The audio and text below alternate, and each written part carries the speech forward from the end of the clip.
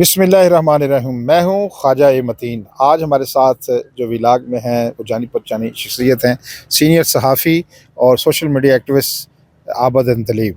आबद अंदलीब से जानने की कोशिश करेंगे 26 नवंबर को जो पीटीआई ने एहतजाज किया और यहाँ से गाड़ियाँ छोड़कर, और जो मुखालफिन तो कहते हैं कि जूते छोड़कर भी भाग गए, इससे पार्टी ने क्या खोया क्या पाया? इस वक्त पीटीआई एक खड़ी कहाँ पर है? उसने इस एहतजाज से कुछ हासिल भी किया है कि ये सारी मश्क फ़ज़ूल मश्क हो गई है या उनके गले पड़ गया है? इसके आफ्टर शक्स क्या आएंगे? ये सारा कुछ जानते हैं आबदीन दिलीप साहब से। वेलकम आबदीन दिलीप हाँ, साहब। थैंक यू भाई साहब। सबसे पहली बात तो ये कि आपने कहा कि इस तहरीक इंसाफ ने इस एहतजाज से हासिल क्या किया। तो सबसे बड़ी खबर आपके नाजरीन के लिए हम ब्रेक करें कि तहरीक इंसाफ ने अपनी विकटें गिराई हैं यहाँ पे। अभी दो बड़ी विकटें गिरी हैं जी पाकिस्तान तहरीक इंसाफ की। या बैरिस्टर गौहर थे, उनको भी उड़ा दिया गया, और सलमान अकरम राजा साहब थे जनरल सेक्रेटरी, उनको भी उड़ा दिया गया। और खान साहब ने अभी हिदायत ये जारी की हैं कि अब पार्टी की जो चेयरमैनशिप है वो असद कैसर के पास जाएगी और जनरल सेक्रेटरी जो होगा वो अली मोहम्मद खान साहब होंगे। ये खुलासा है, आपको खुद इससे अंदाज़ा हो जाना चाहिए कि तहरीक इंसाफ ने क्या हासिल किया है। इमरान खान साहब ने अपनी क़यादत के ऊपर अदम एतमाद किया है, चूँकि इमरान खान भी ये समझते हैं, तहरीक इंसाफ का हर कारकुन ये बात समझता है कि पाकिस्तान तहरीक इंसाफ के मासूम कारकुनों को यहाँ पे जो उनकी पिटाई हुई है, जो मरवाया गया उनको, इसमें उनकी जो पार्टी की क़यादत थी उसकी नाअहली शामिल है। हासिल क्या किया तहरीक इंसाफ ने, ये मुझे इसका अंदाज़ा लगाना या इस चीज़ को तय करना अभी तो बहुत मुश्किल है। लेकिन जो चीज़ें apparently on the face of record नज़र आ रही हैं वो ये हुआ सर कि तमाम जो क़यादत थी वो उसके ऊपर वो डिस्क्रेडिट हो गई है। किसी कारकुन को अब इस क़यादत के ऊपर एतबार नहीं है। लोग इमरान खान की ज़ात के लिए निकले, लेकिन इन लोगों ने उन लोगों को बुलाकर यहाँ पे खवार करवाया, लावारिस छोड़ा। और गंडापुर साहब जिसकी तो आप बात कर रहे हैं ना। नहीं, मैं अभी आता हूँ। अली अमीन गंडापुर साहब का जो किरदार है, पहले तो बात की गई थी कि जब गंडापुर साहब ने कहा था हम कफन बांध कर जाएंगे, यानी कि हम वहाँ से उस वक्त तक वापस नहीं आएंगे जब तक हम इम खान को वापस नहीं जेल से निकाल देते, वापस लेकर आएंगे और हम कफन बांध कर जाएंगे, अपने घर वालों को बता दें। अल जहाद के नारे लग रहे थे। मुझे सब बताएं, क्योंकि इस जो एहतजाज को, एक तो बुशरा बीबी जो इमरान खान की अहलिया हैं, उनका पहला एपिसोड था, उन्होंने लीड किया, वो भी यहीं, वो तो आखिरी वक्त तक डटी भी रही। मैं उनको क्रेडिट देता हूँ कि खतून होने के नाते उन्होंने जो भी उनका मौक़िफ़ था उन पर डटी रही। लेकिन अली अमीन गंडापुर साहब, ये तीसरी बार हुआ है कि वो ऐसे गायब हुए हैं जैसे गधे के सिर से सींग गायब होते हैं। ये क्या चक्कर है? भाई साहब, आपने ये कहा ना कि वो कफन बांध के आए थे। गंडापुर साहब जो कफन बांध के आए थे ना, वो अपने लोगों को बेकफन छोड़ के चले गए। आप किसकी बात कर रहे हैं? बुशरा बीबी की जहाँ तक बात है, वो अपने हस्बैंड के लिए निकली, वो निकली है। इससे पहले जो बीवियाँ निकली हैं लीडर्स की, नवाज शरीफ की बीवी भी निकली है, वो कोई उसमें कोई का बात नहीं है, ठीक है। अच्छा, बुशरा बीबी साहबा का कोई तजर्बा नहीं है एहतजाज को डील करने का, एहतजाज को लीड करने का। एहतजाज के साथ उसकी साइकी क्या है, कौम का मिजाज क्या है, उस जो आपके आमने आगे आवाम है उसका मिजाज क्या है, गंडापुर ये सब जानता था। गंडापुर ने वही रिपीट किया जो इससे पहले उसने किया था। यहाँ पे गंडापुर आया, वो खड़ा हुआ, उसको पता था उसने डी चौक नहीं जाना। सर, हम गवाह हैं उस इवेंट के, इनकी तैयारी डी चौक की नहीं थी। ये झूठ बोला जा रहा है तहरीक इंसाफ के कारकुनों से। ये बहुत बड़ी खयानत और चीटिंग की जा रही है कि हम डी चौक के लिए आए थे। वो बिल्कुल डी चौक के लिए नहीं आए थे।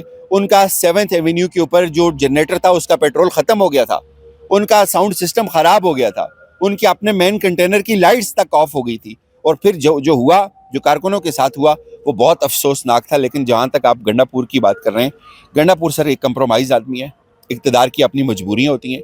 गंडापुर ने अपना इक़्तिदार बचाया है। तो गंडापुर यहाँ से कुछ बढ़ के तमाम बकवास फजूल झूठ है।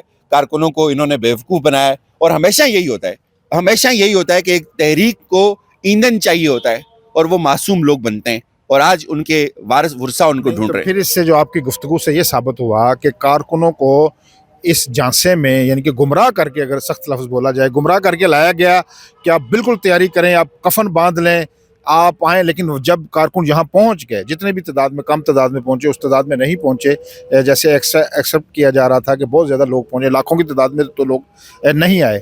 लेकिन जितने भी लोग आए वो बड़े डिटरमिन थे। वो ये कहते थे, क्योंकि हमने उनसे बात भी की, वो कहते थे हम हर सूरत मर जाएंगे लेकिन खान को लेकर जाएंगे। ये जो गुमराह करके, और फिर यहाँ जो कुछ कारकुनों की शहादतें भी हुई हैं, वो कुछ ज़ख्मी हुए हैं, बेशुमार लोग बेशुमार लोग गिरफ्तार भी हुए हैं। तो ये जो गुमराह किया गया कारकुनों को, इसका जिम्मेदार कौन है? इसका जिम्मेदार सबसे ज़्यादा मेरे ख्याल में सर तहरीक इंसाफ की क़यादत है। तहरीक इंसाफ की क़यादत नहीं चाहती थी कि यह धरना हो। वो खुद ये कह रहे हैं कि इसकी जिम्मेदार बुशरा बीबी है, उन्होंने इसको ऑन करने से ही इनकार कर दिया। तहरीक इंसाफ की जो क़यादत टीवी के ऊपर बैठकर ये बात कर रही है कि देखें जी, हम तो डी चौक जाना ही नहीं चाहते थे। शेर अफजल मरवत ने खुद ये बात की, जो केपीके के तर्जुमान है बैरिस्टर सैफ, उन्होंने खुद ये बात की कि हम डी चौक नहीं जाना चाहते थे, ये तो हम उधर बैठने के लिए तैयार हो गए थे। अब ये इसका जिम्मेदार कौन है? गंडापुर को ये पता था कि मेरी तैयारी डी चौक की नहीं है, गंडापुर डी चौक नहीं आ रहा था, तो फिर कारकुनों को आगे लाकर लावारिस छोड़ के खुद ये हमेशा की तरह भाग गया। तो जिम्मेदार क़यादत है। क़यादत ने लोगों को झूठ बोला, क़यादत के लोगों को पता था कि हमने आगे नहीं जाना। इस बात से तो इत्तेफाक करते हैं कि कारकुनों को गुमराह किया गया है। सर 100% देखें, आज की इस दफा नहीं हुआ, इससे पहले क्या हुआ था? इससे पहले क्या हुआ था? गंडापुर अपने पुलिस के अफसरान जो साथ आए थे उसके, वो 6 लोग यहाँ पे गिरफ्तार हुए थे, वो अदालत से छूटे। गंडापुर पहली दफा अपने पुलिस वालों को छोड़ के गया, अब की बार कारकुनों को भी छोड़ के गया, कारकुनों के जनाजे तक छोड़ के चला गया। अच्छा ये बताएं कि कारकुनों को हम देखते हैं तो बड़े मायूस भी बहुत हैं, डिप्रेस हैं, बहुत ज़्यादा एम्बेरसमेंट हुई है, उन लोगों की शर्मिंदगी है।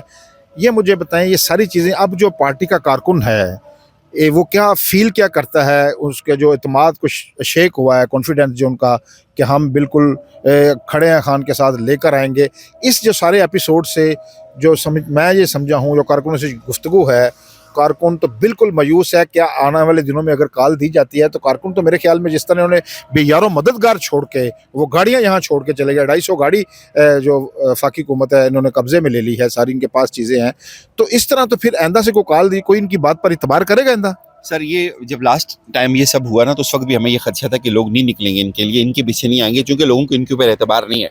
उसकी एक झलक आपको उस दौरान भी नजर आई, जब गंडापुर वहां से ट्रेवल कर रहा था तो लोग उसको वॉशरूम तक नहीं जाने दे रहे थे, लोगों को उसके ऊपर एतबार नहीं था। यहाँ पे भी जब उसने कहा कि मुझे थोड़ा रिलैक्स करने का टाइम दिया जाए, लोगों ने उसको, कारकुनों ने अकेला नहीं छोड़ा। और यहाँ पे जब गंडापुर डी चौक नहीं जा रहा था तो कारकुन उसकी गाड़ी के ऊपर चढ़े, कारकुनों ने मुक्के मारे उसकी गाड़ी को, गालियां दी उसको कि तुम चलोगे डी चौक हमारे साथ। कारकुनों को इनके ऊपर कोई एतबार नहीं रहा। जो नुकसान हुआ तहरीक इंसाफ का, जो डाई हार्ट सपोर्टर है सर, कोई किसी से आंखें नहीं मिला पा रहा, कोई किसी से आंखें नहीं मिला पा रहा। बाहर से हमें फ़ोन आते थे यार कि इन लोगों के खाने का क्या होगा, इन लोगों को खाना दिया जाए। बहुत सारे लोगों की हमदर्दियाँ इमरान खान के साथ हैं, इसमें कोई शक नहीं है। लेकिन इस क़यादत ने कारकुनों को न सिर्फ मायूस किया, कारकुनों को गुमराह भी किया, कारकुनों को बेयारों मददगार छोड़ा भी। और इस तहरीक इंसाफ की जो लीडरशिप है, इस सारी की कसूरवार इसलिए है कि उन्होंने आखिरी वक्त में, इनको पता था कि डी चौक में तसादम होना है, डी चौक में लड़ाई होनी है, हमारी डी चौक की तैयारी नहीं है, तो ये फ्रंट फुट पे आते, कोई एक बंदा आता, ऑडियंस के साथ कनेक्ट करते। मैन साउंड सिस्टम बंद हो गया। क्यों हुआ सर बंद? ये जो कंटेनर को आग लगी, जो मरकजी कंटेनर लगाई गई पहले, नहीं किसने लगाई आग? सर जो कंटेनर को 2 दफा आग लगी है। कंटेनर को एक आग दिन में लगी, कंटेनर का जनरेटर खराब हुआ, ये खुद लगाई का? कंटेनर की जो पहली आग है, वो जो कमेटी थी उसकी जिम्मेदारी है कि वो इन्वेस्टिगेट करके बताए किसने आग लगाई कंटेनर को। जो बात की आग है वो तो पता नहीं कैसे लगी, वो किसने लगाई, लेकिन जो पहली आग है, जब आवाम सामने खड़ी थी कंटेनर को, उस वक्त भी आग लगी, उस वक्त भी जनरेटर खराब हुआ। अब बात सुने, देखिए, जब आपके आगे 10,000 लोग हैं, हाइपोथेटिकली चलें, आप कहते हैं बंदे नहीं आए थे, हम कहते हैं बंदे बहुत आए थे, हमने देखे बंदे, हमारे पास वीडियोस पड़ी हुई हैं। जब बंदे आपके सामने आ गए, आप उस साउंड से ही ऑडियंस के साथ कनेक्ट करते हैं, आप उनको बताते हैं यहाँ रुकना है, यहाँ से वापस होना है, आगे क्या करना है। 26 नंबर पे 24 घंटे लड़ाई लड़ी इन्होंने, कटी पहाड़ी पे लड़ाई लड़ी, पीछे ऑडियंस थी, वो कंटेनर बता रहे थे वो। यहाँ पे डी चौक पे आके जो इनकी मंजिल थी, इनका कंटेनर जवाब दे गया, इनका साउंड सिस्टम बंद हो गया, कारकुनों को बिल्कुल लावारिस छोड़ दिया जी, बिल्कुल लावारिस छोड़ दिया। उसके जवाब दे कौन है? कोई एक क़यादत का बंदा आगे नहीं था, एक बंदा पंजाब से नहीं निकला सर क़यादत का। अच्छा नहीं देखें ना, एक बंदा नहीं निकला। पार्टी की जो क़यादत है उस पर तो एक्शन ले लिया गया कि नई पार्टी क़यादत लॉन्च कर, असद कैसर साहब को उन्होंने बना दिया, अली मोहम्मद खान साहब को सेक्रेटरी जनरल बना दिया, ये नई क़यादत आ गई। क्या जो अली मीन गंडापुर हैं, वज़ीर आला केपी के हैं, उनके खिलाफ भी कोई एक्शन होगा? सर हमें तो ये लगता था कि बहुत पहले हो जाना चाहिए, होना तो चाहिए, असूली तौर पे होना चाहिए, लेकिन मुझे लगता नहीं होगा सर। अच्छा जी नाज़रीन, आपने गुफ्तगू सुनी, बेलाग गुफ्तगू की है आबदन दलीब भट्ट साहब ने कि आज यानी कि पीटीए की जो क़यादत है वो तो तब्दील कर दी गई है, लेकिन कारकुन इस वक्त डीमोरलाइज है पूरी तरह, वो परेशान भी है। लेकिन वो कहते हैं कि कल खान अगर फिर कॉल देता है तो क्योंकि कारकुनों का खान पर एक भरोसा है, तो वो कारकुन इमरान खान पर ज़रूर इत्मीनाद करेगा। मौजूदा जो क़यादत है इस हवाले से वो बहुत मजूस हैं। अपना ख्याल रखिएगा। अल्लाह निगहबान।